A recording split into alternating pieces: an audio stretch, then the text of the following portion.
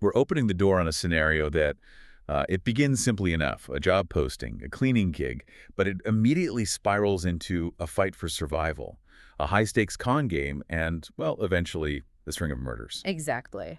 The source material we're diving into today, it really hinges on this one moment of pure, terrifying realization. You've got to picture it. A remote wooden cabin, lightning flashing, there's blood on the floor. And the protagonist, a woman named Millie Calloway, she thinks to herself, tonight, I will be murdered. Yeah. And our mission here is to understand how a simple desire for a clean slate, for a fresh start, could lead her into a reality that is just so complex, so layered with deception, that she couldn't even tell the victim from the perpetrator. It's a crucial distinction, and I think it's something you, the listener, really need to grasp right from the start. This isn't just about what happened. No, it's about the calculated engineering behind it all. We have to dissect the entire sequence, all the red flags, the shifting identities, the immense financial pressure, and the really calculated motives that turned a desperate cleaning job into this multi-layered frame job. We're peeling back the narrative layers to expose what is, it's an insidiously brilliant plan that literally weaponized someone's past against them. For the ultimate crime. Okay, let's unpack this and start with our protagonist, Millie Calloway. Her full name is Wilhelmina, and she's a woman who is, well, she's living on the razor's edge of survival. She is. She has this singular ambition, She wants to get a social work degree because she wants to do some good in the world. She wants to help people escape the kinds of cycles of abuse and poverty that she knows firsthand.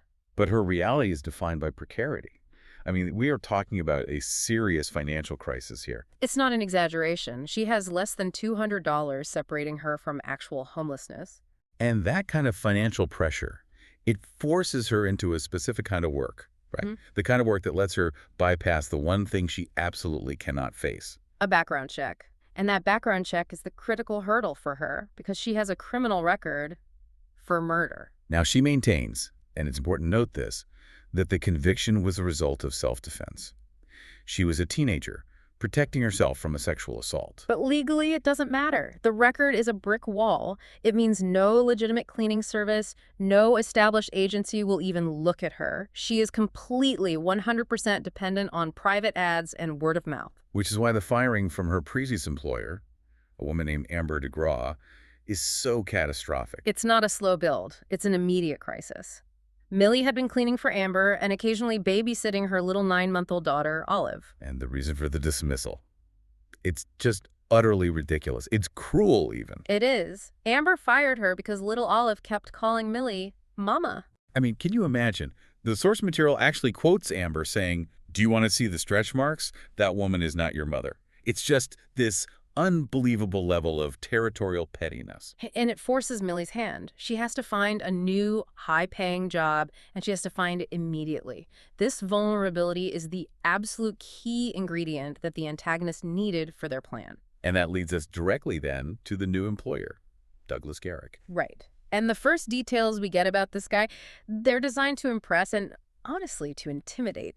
He's the CEO of a company called Coinstock, a lauded tech genius who invented some kind of crucial banking software. He hires Millie for this, jaw-dropping penthouse on the Upper West Side.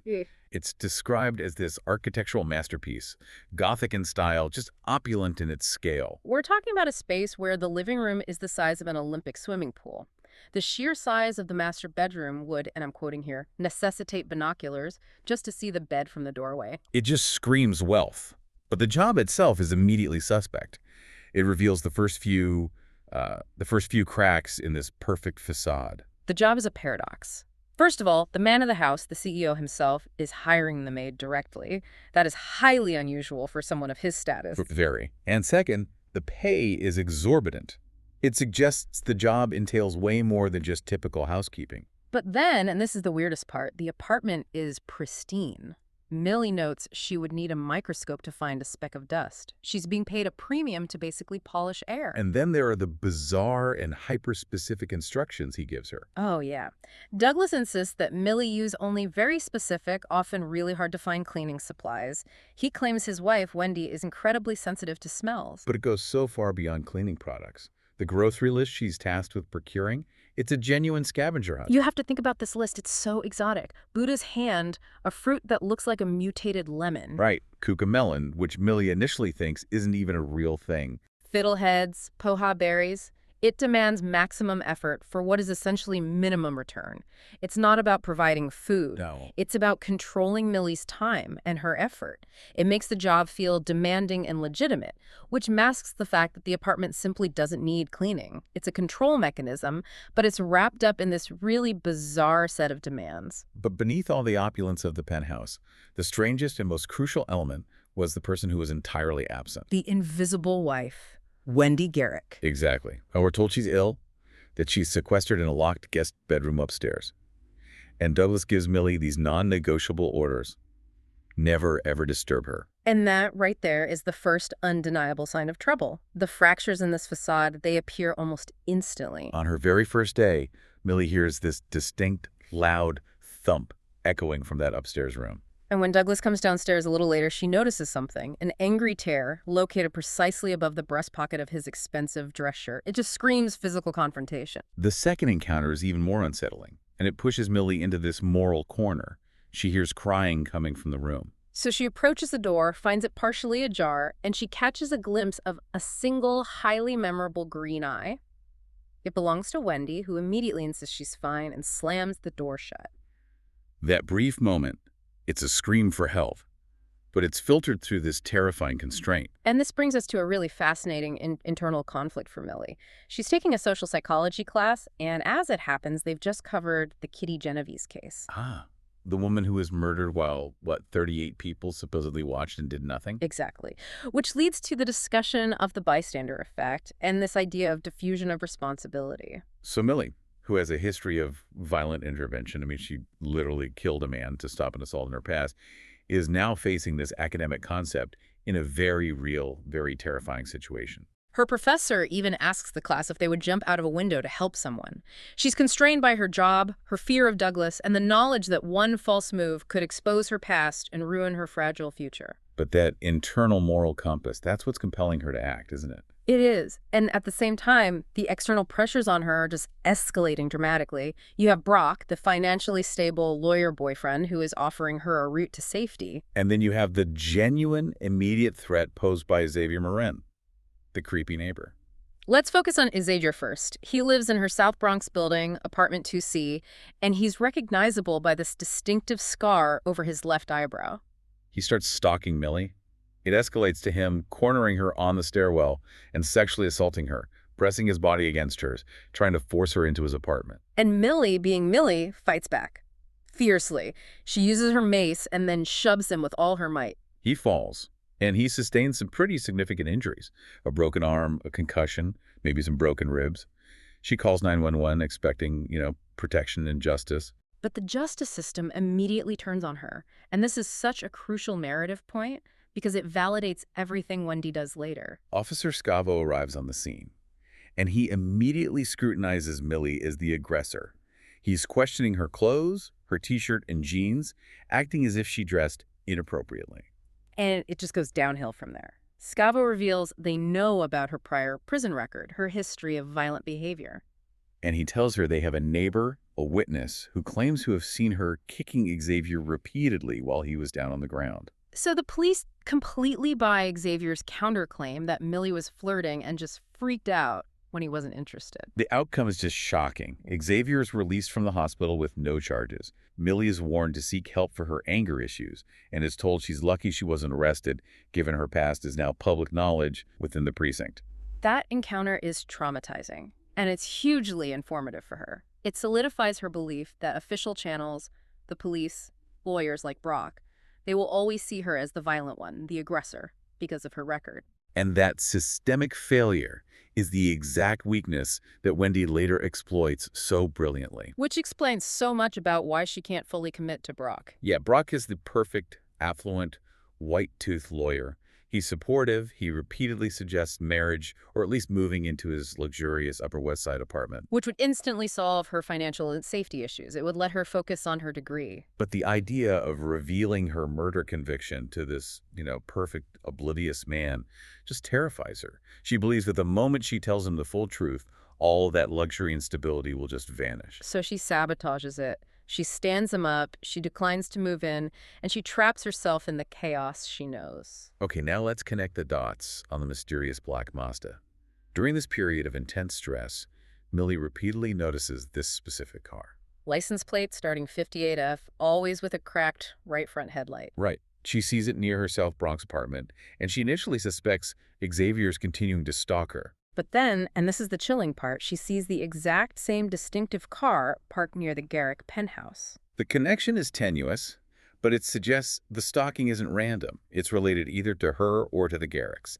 It's this deeply unsettling realization that danger is shadowing her life, no matter where she goes. And here we get to the major turning point in this whole section, the crucial aha moment that retroactively colors every single detail we've just discussed. Millie finally calls the job match service she used to place her housekeeper ad.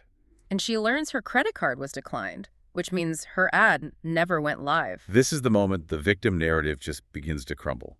Douglas Garrick had contacted her unsolicited. He wasn't looking for a cleaner who responded to an ad. He already knew who Millie Calloway Wilhelmina was before she ever even thought about applying. So the one thing she desperately hides, her violent history, the prison record, her reputation for extreme intervention, Was the single thing that made her the perfect candidate for this very specific, very dangerous job. Wendy, or someone acting for the Garricks, specifically sought out the woman who killed to defend herself. and that terrifying brilliance that just sets the stage for everything that comes next. Yeah. So the stakes escalate immediately. Millie realizes she was targeted for this job, but she still believes that Wendy is the helpless victim of this genius abuser. Right, and when she finds a definite trail of blood leading to the guest room bathroom, she insists, despite Wendy's protests, that the door be open. She has to know. Wendy finally complies, and the sight is just devastating. Millie sees bruises in all these various stages of healing fresh purple mixed with fading yellow, which suggests chronic long-term abuse. Wendy even admits she has a broken wrist. Mm. But she told the doctor she slipped on ice because Douglas wouldn't leave the room while she was being examined. And this just confirms the physical abuse narrative that Millie desperately wanted to believe. And then comes the shocking confirmation of the conspiracy, or at least the calculated recruitment. Wendy reveals that she sought Millie out specifically. She got Millie's number from a woman named Ginger Howell, who was a former client. Millie had helped escape an abusive relationship. She was relying on Millie's reputation for extreme intervention. It's a desperate, calculated move. It leverages Millie's past trauma and her commitment to justice against her. And Wendy sells it perfectly. She Right. tells Millie that getting away is not an option because Douglas is incredibly dangerous, a genius with untraceable technology. She even suggests hidden cameras, that he sees everything. She expresses genuine suicidal ideation, claiming death is her only way out of the torment. This vulnerability just completely compels Millie. When she suggests reaching out to someone off-grid, Wendy conveniently mentions an old college friend, Fiona, who lives near Potsdam, upstate New York. And Millie agrees. She agrees to rent a car and drive Wendy to a motel near Albany. They need total anonymity for this escape. And that anonymity immediately fails, ensuring that Millie leaves a perfect trail of breadcrumbs for the police to follow later. She reserved an anonymous gray Ford Focus, but the rental company is out of stock, so she's forced to take this conspicuously bright red Hyundai. Not exactly blending in, and she uses her own ID Wilhelmina Calloway and pays in cash. So the rental car is conspicuous, the ID is real, and the payment method is untraceable. All points that will solidify the frame later on. And that feeling of being watched, it just intensifies. As they're driving away, the black Mazda sedan, 58F, cracked headlight. that's the one. It's seen following them onto the highway entrance. Millie speeds up, and the Mazda eventually disappears, but the damage is done. The stalking is now clearly linked to the Garrick situation, though she still suspects Xavier. She has no idea that Enzo has already neutralized that threat for her. And meanwhile, she continues to neglect Brock, missing their dinner date.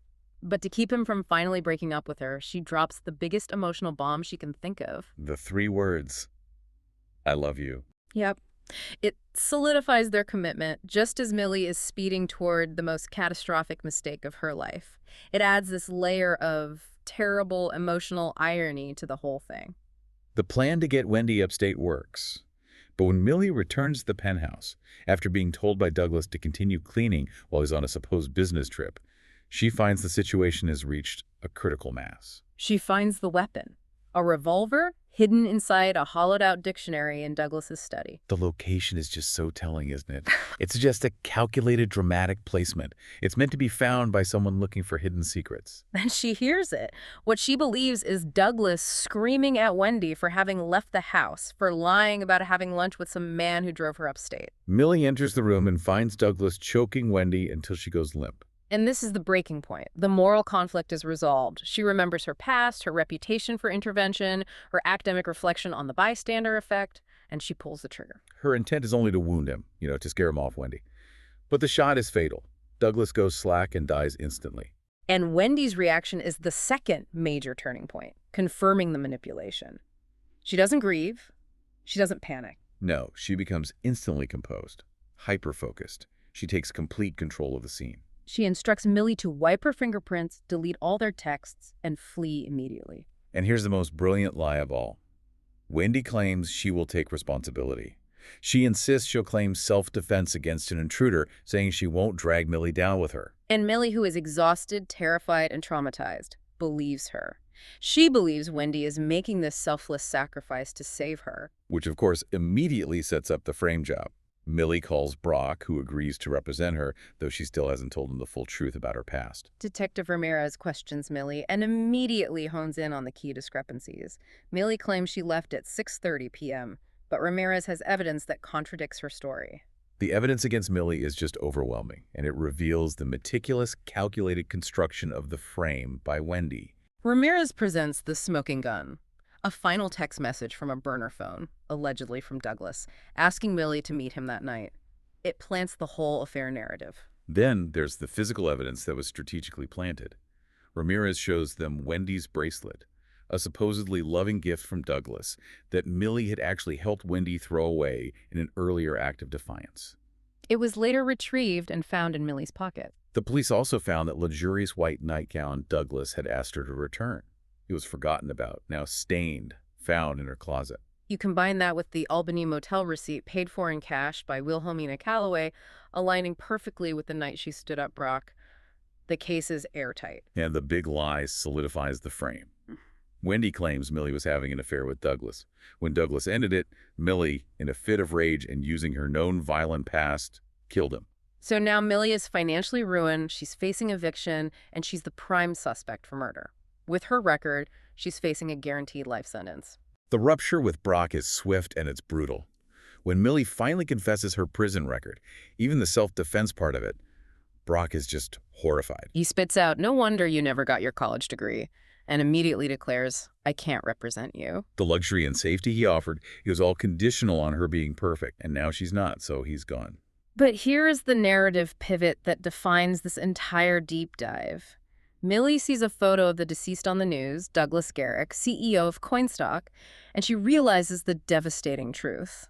The man she shot is not the real Douglas Garrick. Every single piece of the reality she had accepted for weeks, the abuse, the victimhood, the murder, it was all a performance. That moment of realization that the man she shot was an imposter is the catalyst for everything that follows. Millie is completely alone. She's facing imminent arrest, betrayed by the woman she risked everything to save. So she turns to the only person who she knows understands what it means to operate outside the system, Enzo. And Enzo arrives immediately, providing the competency and the loyalty that Brock completely lacked. And we finally get the full truth about the mysterious stalking. Enzo admits he got back from Italy 3 months ago, and yes, he was the driver of the black Mazda, the 58F. He confesses to stalking Millie, but out of genuine concern. He had heard rumors of danger and was worried she was still angry of him for leaving years ago. He was her secret bodyguard. And Enzo isn't just words. He explains that he used his connections, his classic phrase, "I know a guy," to plant drugs on Xavier Marin. He got him locked up. Yep. Locked up, no bail, and unable to hurt Millie anymore. And this is so crucial for you, the listener, to understand. Enzo, through illicit means, solved the exact problem the official police system refused to help Millie with. He also plants the first real seed of doubt about the murder itself. He asks Millie a simple question: did you check his pulse? Right. And was the blood fake? Is easy to fake blood, he reminds her. Now, the police investigation suggests the fake Douglas really did die, but this doubt is enough to start Millie thinking like an investigator, analyzing the performance rather than just the event. So Millie and Enzo immediately pivot. They start investigating the fake Douglas. Millie remembers seeing him arguing with a blonde woman near a brownstone. And Enzo, using his street smarts, tracks this woman down. Her name is Mary Beth, and he finds her at a Dunkin' Donuts. Okay, we need to cement these identities clearly for everyone. Mary Beth turns out to be Russell Simons' wife. But she is also Douglas Garrick's deeply loyal receptionist and secretary. And Enzo learns that the fake Douglas's real name is Russell Simons. He's the manager of a small furniture store. And crucially, Russell and Wendy had been having an affair. They were often using the penthouse's unmonitored back entrance for their trysts. Mary Beth also reveals that the friend Wendy claimed to have lunch with upstate Gisela was actually Russell. This changes everything. The entire abuse narrative was staged by the wife and her lover. So to understand why Wendy would go to such lengths to engineer a murder and frame a total stranger, we have to shift our focus entirely to Wendy Palmer's origin story. To her financial desperation, this is the true engine of the whole plot. Wendy grew up desperately poor, and we get these really visceral details. Her father was on disability. She shared a cramped bedroom with a sister who wet the bed. She wore hand-me-down coats that were riddled with holes. She internalized this idea that wealth was the only escape, the only real security, and then she met the real Douglas Garrick at an art gallery. And it's vital to note that the real Douglas Garrick was not the chiseled, commanding figure that Millie knew. Not at all. The real Douglas was unkempt. He wore cheap clothing, missed buttons on his shirt, had a slight double chin. Wendy married him purely for the wealth his name and position represented. She saw him as a financial vehicle, not a partner. But Douglas, despite his tech genius, was shrewd. He was cautious. He insisted on a prenup. Right, a prenup that initially offered a very generous $10 million upon divorce. However, secretly, at Douglas's insistence, his lawyer Joe Bendeck added a devastating infidelity clause. Which stated, if Wendy cheated, she would get absolutely nothing. Douglas anticipated her nature from the very beginning. the financial threat escalates when Douglas, feeling disconnected by their vast wealth, reveals his ultimate plan. He was going to give away the majority of his fortune to charity. For Wendy, this wasn't altruism. This was the annihilation of her entire life plan. She realized she couldn't divorce him. The infidelity clause meant zero money. But if she became a widow? She would inherit everything via the will. She would secure the fortune she craved. And this realization is the birth of the entire complex conspiracy. Wendy needed Douglas dead, but she needed the death to look like a random act of passion or self-defense, not a cold, planned murder by his wife. So she strategically chose Millie. She knew of Millie's reputation for violence against abusers, thanks to Ginger Howell's story, and she knew the police would immediately believe Millie was the killer because of her record. Millie was the perfect disposable tool. The calculated setup was just masterful. She already established the affair with Russell Simons using the back entrance to the penthouse. She needed to establish a history of visible abuse to make sure Millie would intervene. So she convinced Russell to play the role of the abuser in these staged arguments. And you have to appreciate the preparation that went into this facade. Wendy spent hours practicing with YouTube tutorials, using makeup to create bruises in various stages of healing. The purple, the yellow, the green that Millie first saw, to convince an observant social worker in training. It shows this deep commitment to the long con. But the fake bruises weren't enough to get the necessary emotional investment from Millie. She needed realism. So she coerced a reluctant Russell, who felt immense moral discomfort striking a woman, to actually punch her. It resulted in a split lip, ensuring Millie would find real, undeniable evidence of violence.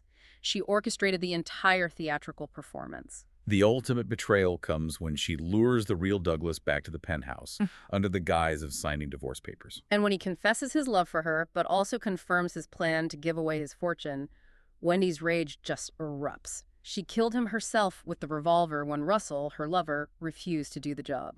Then she manipulated the timing so Millie would walk in on Russell, the fake Douglas, setting the final perfect trap. So, to summarize all these layers of deception, Wendy killed the real Douglas, her husband, for his money. Millie, believing she was saving Wendy, shot Russell Simons, Wendy's lover.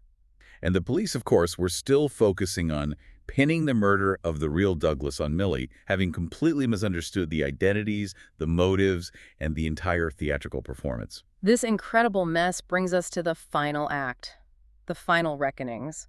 Millie is facing life in prison, but she turns herself in knowing she has to clear her name by exposing the identity fraud. And in doing so, she finds this completely unexpected ally in Detective Rodriguez. Rodriguez provides the institutional validation that Millie so desperately needs. He reveals two pieces of key information that completely exonerate Millie of the real Douglas's murder. And the first piece involves the physical layout of the penthouse itself. That security camera, the one the real Douglas had installed at the back entrance, was the key. They finally accessed the building manager's footage. And it proved that Millie was never in the apartment at the same time as the real Douglas Garrick on the night he was murdered. Her fabricated timeline of leaving at 6:30 p.m.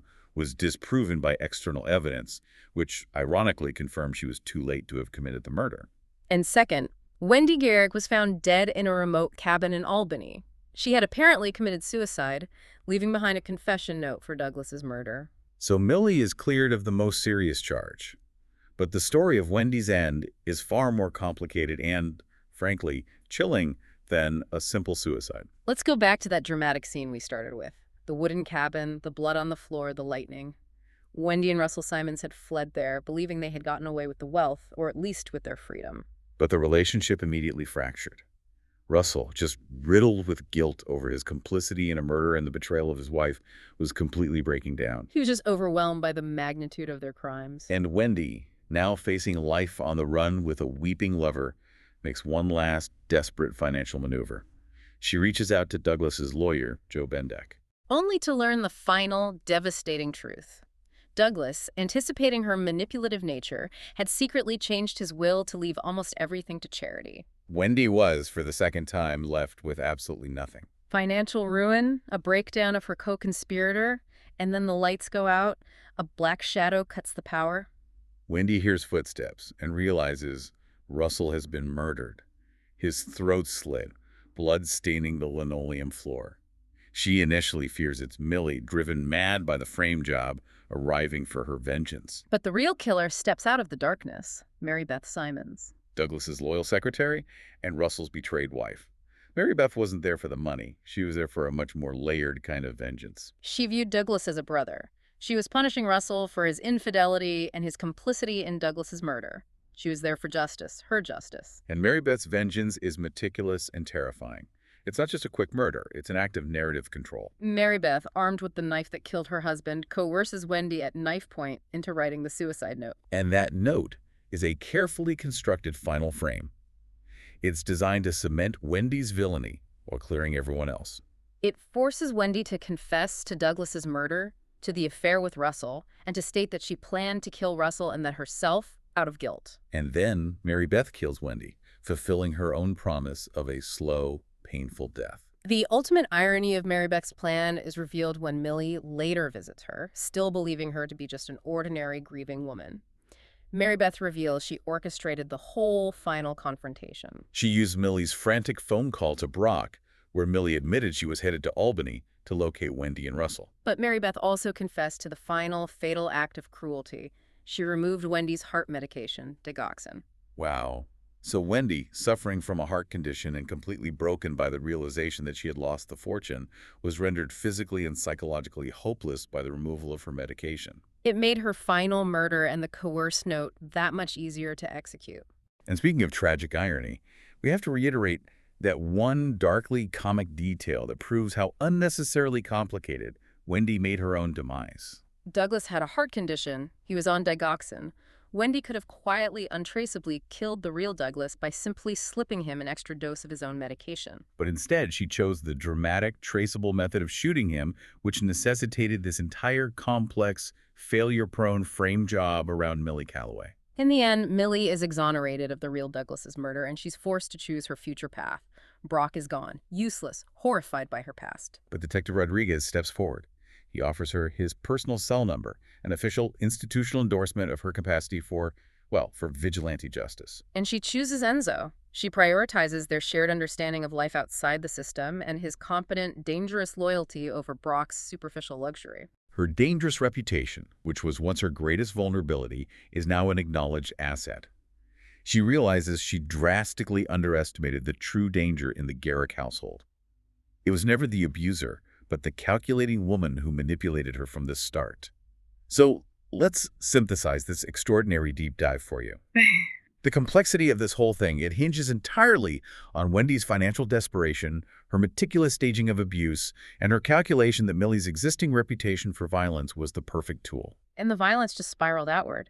The real victim, Douglas, is killed by his wife. She's then killed by his loyal secretary, Mary Beth, all of them seeking their own version of justice or security. The core conflict of this deep dive is really the duality of reputation, isn't it? Millie's violent past was her biggest liability, and Wendy used it to set the trap. Yet it was also the key to her salvation. Enzo believed in her because of it, and Rodriguez endorsed her because he recognized the limits of the official system in achieving the kind of justice she was capable of delivering.